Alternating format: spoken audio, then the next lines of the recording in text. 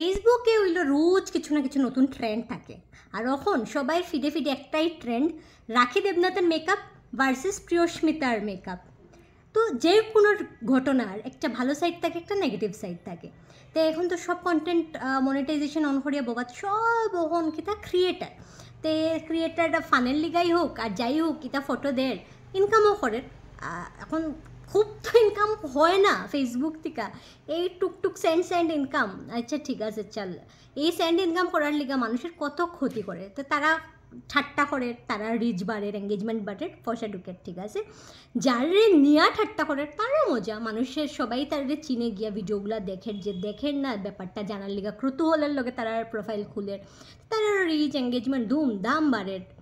এখন কারো তো লস ওর, কার লস ওর?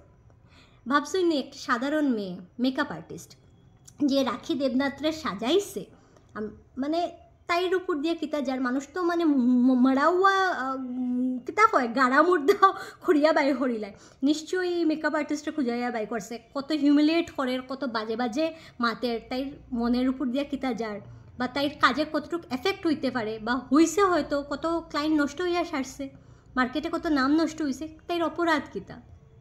যে মার্কেটে একটা ট্রেন্ড এসে সবাই গা ভাসাইয়া ওখান তাই বলি ওর, তার অপরাধ কিতা?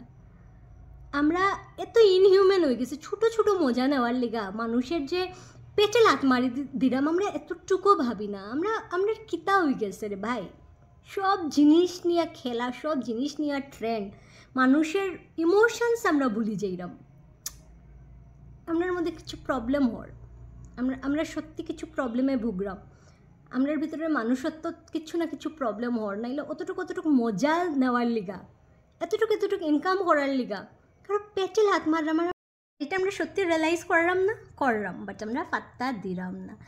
আমি বালা থাকি, বাকি বাড়মে যাক, কিন্তু সেম জিনিস যদি আমার লগে হয় তখন কার ফায়ে দড়ি আমি উদ্ধার হইব।